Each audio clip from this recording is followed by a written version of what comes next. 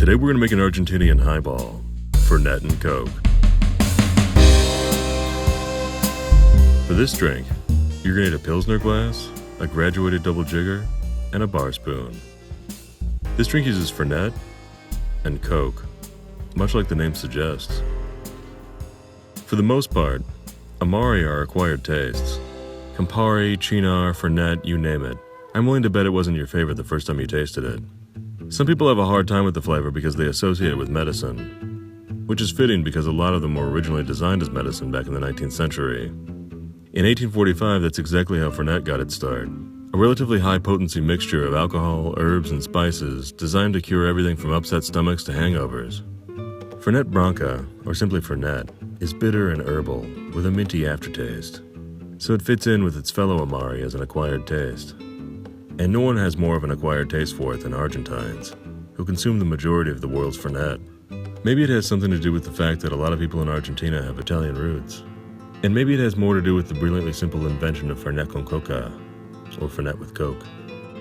Fernet and Coke is Argentina's answer to rum and Coke. It's where everyone in Argentina starts when they learn how to mix drinks.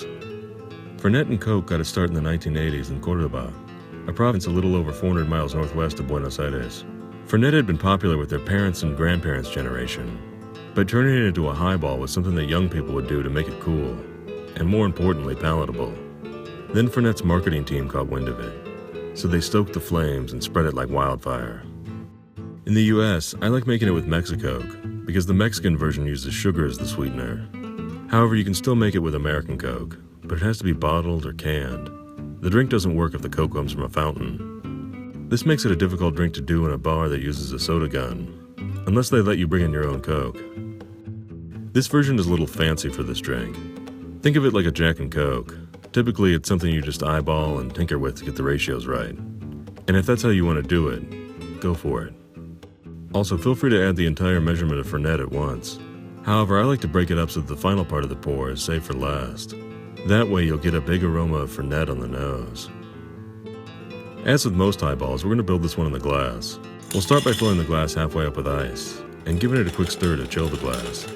Next, we're going to measure 2 ounces of Fernet, but in this case, I'm going to break it up into 2 pours. For the first pour, measure 1.5 ounces of Fernet, and add that to the glass. Then pop open your Coke and pour it in your glass. We're going for about a 3-to-1 Coke to Fernet ratio. About 3/4 of the way up, stop pouring and stir the drink. You'll want to get a good frothy head going. Then top off the Coke. You'll end up with a pretty sizable head on it, so that it looks like a Guinness. Then measure another 1/2 ounce of Fernet and pour it in your glass. That way there's a minty hint of Fernet on first impression. And that's all there is to it. Fernet and Coke.